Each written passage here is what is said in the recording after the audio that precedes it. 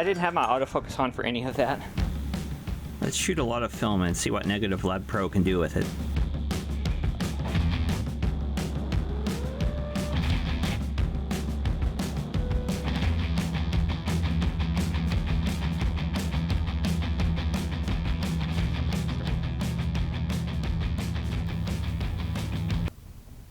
You should never use your clothes to clean your lens, by the way. I'm here to tell you about what I think about Negative Lab Pro. Help me see all the birds and all the bees and all the trees.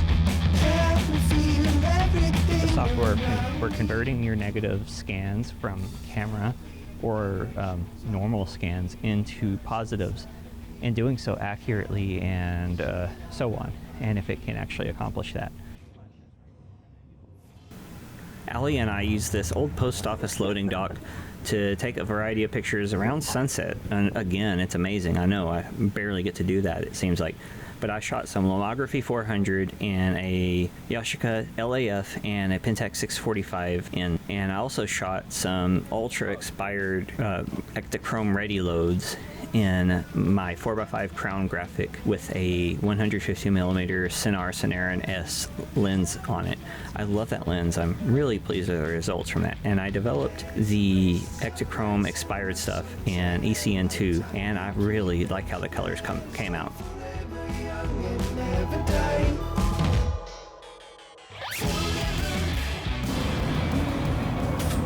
All right, got it.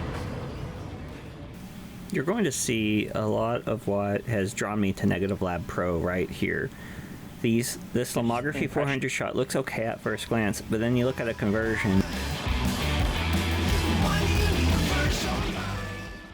I have had kind of low tolerance for these types of software,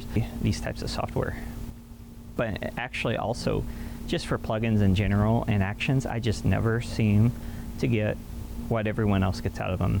If I try to use them on my photos, they just turn into mush or just weird, or they're so simplistic that I can just dig through the action and find the one useful thing in all of it and just do that myself.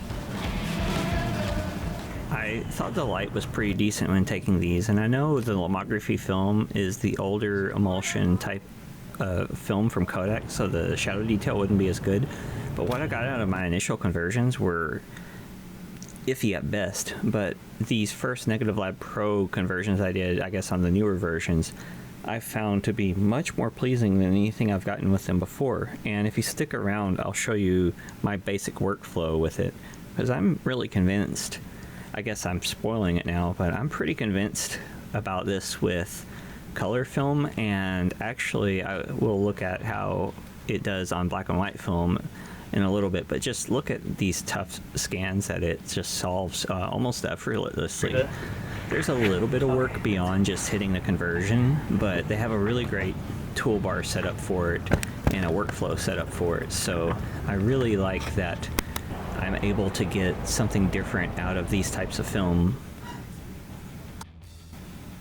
But as far as this shoot goes, I decided, since it was really hot actually, that we should stay in this shaded area because we had plenty of warm light coming around and bouncing up, and the open shade seemed really good, which is what was frustrating when I first tried the negatives out, and why I'm so pleased with how they've turned out after a little revision in Negative Lab Pro. I bounced around a lot of different film formats through this shoot, and really film stocks, but I just really like exploring and getting a vibe for things, and I kind of like the vibe of having everything, because I want it to be more about the content than about a film stock or something. I really don't want to be locked into a single thing, and that's one of the problems I had with digital. I didn't want to be just locked into the Fuji GFX look, and I know I could like put filters and stuff on it, but it really goes against the spirit of it, and I prefer things that have what I would consider a natural filter, a natural look, and it's a lot easier to change that on film cameras than it is, I would say, digital cameras. At least for me it is. It's mentally easier for me to work that out. And as the sun set, it's the light got warmer and warmer, the shadow got darker, but I feel like we still managed to get quite a bit out of it after the initial scare of feeling like I got nothing.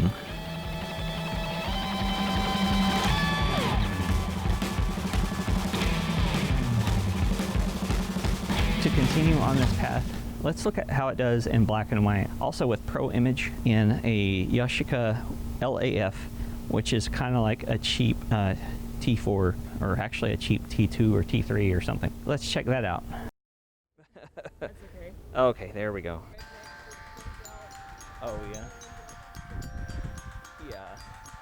Yeah. Yeah. Just that. In this shoot with Jennifer, I had a much simpler idea in mind. I wanted this kind of light brick and just urban looking alleyway matched with her all black outfit, and I had intended to shoot black and white for most of these, which I did. And I decided also to try Negative Lab Pro with these, and as you can see, it seems to have gone very well. I generally have much more confidence in doing my own black and white conversions than color. Real quick, I'd like to thank my patrons listed here, and if you want to join my Patreon for as little as $1 a month, I would greatly appreciate it. I try to at least keep you in the loop, and it's mostly just support, but I'll try to make it fun, and I'm working on that. But I really appreciate everyone who has contributed, and if you can't contribute, still thank you for watching. I really appreciate that. As you can see, the sun was setting, and it was getting very soft here at this point, which is a little difficult to hit lighting wise. Yeah, I probably could have dealt with a little more light, but that's what tripods are for, right? All right. And I really like how this 4x5 shot on HP 5 Plus turned out, but I also screwed up in developing it. But I kind of think the strange undeveloped mark on the side works for it, at least in my opinion. Got the rough kind of urban alley mixed with the more bare bones look and style of the shoot and of Jennifer. I did shoot some color along with more black and white in my Pentax 645N. These turned out about like I had hoped they would. Every now and then you kind of visualize something and you can actually kind of hit it, and I feel like that's what happened this time. And here you see a true comparison between my straight conversion and Negative Lab Pro. I could have gotten that to even out more as far as like shadow detail, but really it made it so much easier. And I will actually show you after a few more seconds of this shoot how I did one of these conversions on a black and white photo in Negative Lab Pro, along with a color one if you want to stick around.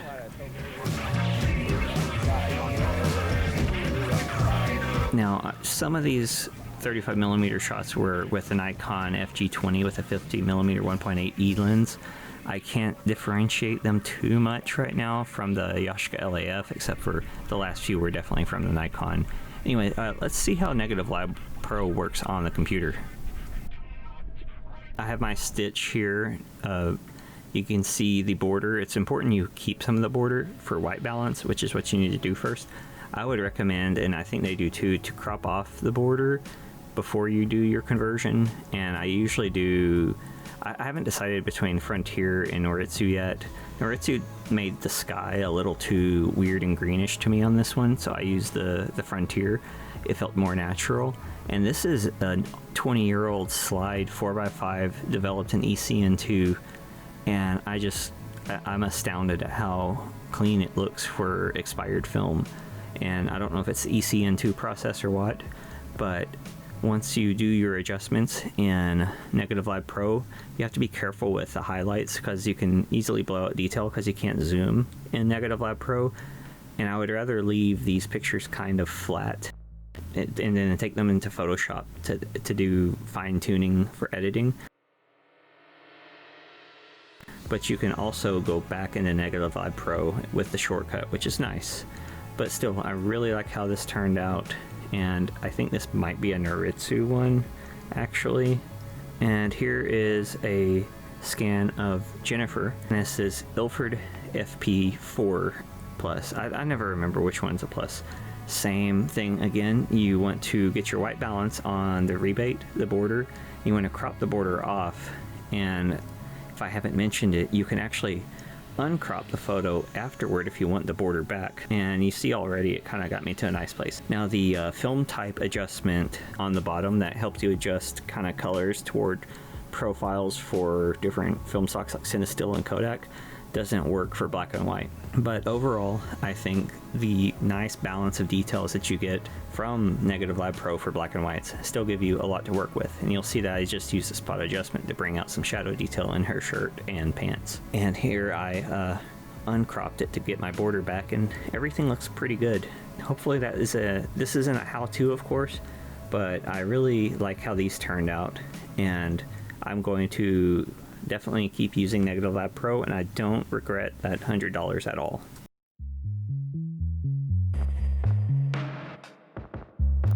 So there you go. That was my thoughts on Negative Lab Pro. I think it's pretty cool. Have you tried it? Are you going to try it? To like and subscribe and turn on notifications, leave a comment, share the video, and spread the love, and thanks. Bye.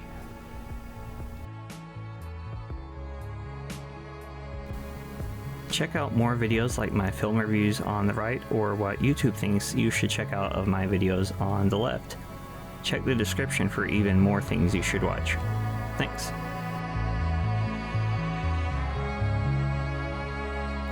How does this look? Is this a cool angle?